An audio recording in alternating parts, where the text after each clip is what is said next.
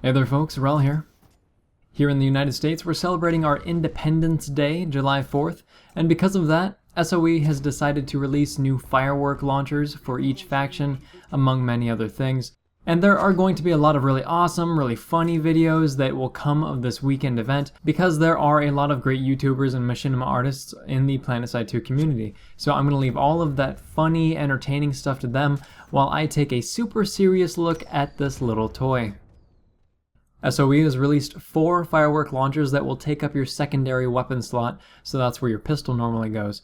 Now 3 of them are faction specific and 1 of them is common pool, the Nanite Systems version of course being the common pool one. They're going to cost you 1,000 certs or 700 station cash to unlock, and the one that you're going to see highlighted in the bottom right hand corner of the cash shop is going to be your faction one, not the Nanite Systems one. So if you just want to buy one for all of your characters, go into the infantry weapons tab window and then scroll down, or you can do a filter or a search for it. There was a lot of confusion as to how long these weapons will last for, and the answer to that is forever. Once you buy it, it's yours to keep forever, but they are only available to be bought over this holiday weekend. So if you don't buy one, or if you don't grind out the certs in time, you'll probably end up waiting until next July to get your hands on it. Now about the weapon itself, the launcher fires a heavy projectile just like the underbarrel grenade launcher or the smoke launcher, so it bounces off walls, bounces off floors, bounces off vehicles, and even bounces off infantry after you hit them with it. Also, the projectile fires below where your crosshair is pointed and in a heavy arc. In this footage you can tell exactly what I'm talking about, and I'm guessing that it's still using the underbarrel grenade launching point, which evidently is not in the center of the screen, so hopefully this is something that gets fixed. The projectile deals 375 damage within 8 meters, and 200 at max distance, which is 42 meters.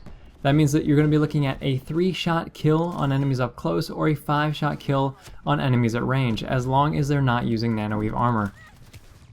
Also, the weapon is not, at least as far as I can tell, capable of headshots, and I could be mistaken, but I've tried it a few times and it just does not seem to work. It does its damage on the first impact, so the projectile will only deal damage before it bounces. So if the projectile touches a wall, touches the floor, or even bounces from one player to another, it's not going to deal damage after the bounce. The projectile is going to detonate after 1.5 to maybe 2 seconds after launching, regardless of whether they're airborne or if they've hit the ground and bounced off a wall. It doesn't really matter, it's strictly a timed detonation. The explosions, which we'll talk about in a bit, also do not deal damage, which kind of sucks because if there was a little bit of area of effect damage, or if it dealt damage after banking around corners, it'd actually be a pretty viable and versatile sidearm.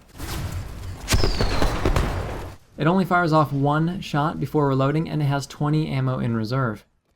If you equip the additional ammunition suit slot, you're not going to get any additional ammo, and again this kind of points to the fact that it was an underbarrel grenade launcher knockoff, which also does not get any additional ammo from suit slots either. Though with this being an actual sidearm now opposed to an attachment, I think that the additional ammo suit slot should have an effect on it, and not just use the standard magazine size, which is obviously 1 round, but maybe give it 5 additional rounds per rank, as that's how much an engineer's ammo pack will restore per tick. The launcher is going to reload in 2 seconds flat, which is pretty long for a single shot weapon, so it'll be extremely challenging to use in combat. However, while you fire off a shot, you can knife at the same time. And what's more interesting is that you can actually knife before the projectile is even launched. And as a fun fact for everyone, knifing is always instant. You don't actually time for the swinging animation. As soon as you press the knife button, you deal the damage, provided the enemy is in the right place. Now the fireworks gun seems to have a small delay before it actually launches the projectile, but after you start trying to fire it. And just a small window, so with proper timing, your knife comes before the projectile is launched.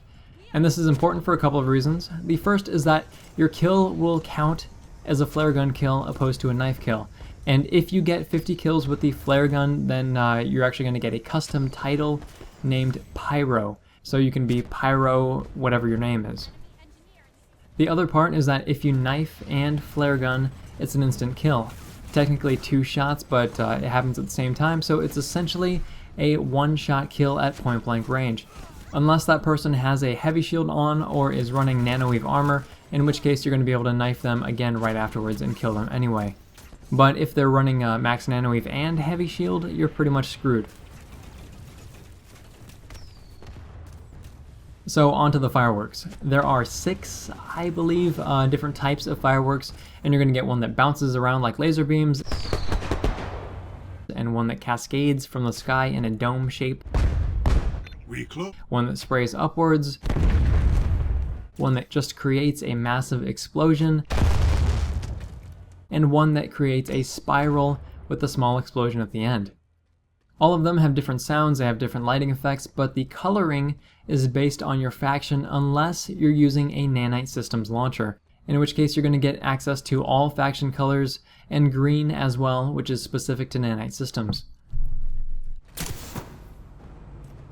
The particles and the lighting effects ignore whether you're in a building or not as far as placement goes, so if you fire off a launcher inside of a small building, the fireworks are going to fly right out of the building.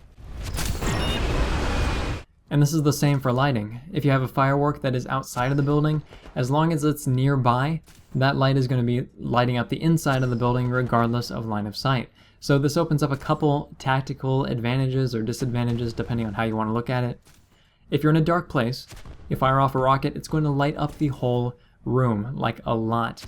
And this can be really useful because, contradictory to popular belief, it can actually get pretty dark at certain times and in certain areas. A good or a bad thing is that you can signal allies or enemies to let them know you're there. It's a good thing if you're trying to signal allies while you're inside of a building, because the particle effects are just going to fly up and out of it, but it's also a bad thing if there are no allies nearby and only enemies. And finally, you also have the possibility of masking your sound, because the explosions are pretty loud, so if a bunch of them are going off around you, people won't be able to hear your footsteps, or your cloaking noises, or maybe even silenced gunfire. Also, if you want to use this weapon to its greatest effect and for laughs, you should try running it on an infiltrator. That way you can get in close, you can do the instant kill combo much more easily.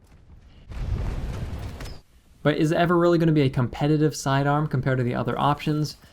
From a combat standpoint at least? The answer is no, not so much. And the last thing I kind of just wanted to throw out here on the end is that the devs have already been thinking about making nights darker. And there have been a few posts from the developers on the official forums just mentioning that they are thinking about it. And to be pessimistic, it's probably because a lot of people just constantly complain about bringing the darker nights back from beta. But if that turns out to be the case, and the devs do decide to revert to the old school nighttime, then the fireworks launcher can be potentially very useful until a more serious flare gun is released. But that's just something kind of random that came to mind. If this video has been interesting, helpful, or remotely entertaining, please feel free to like, subscribe, and tell your friends about the channel. Thanks very much, folks. We're all signing off. Enemy ATV nearby!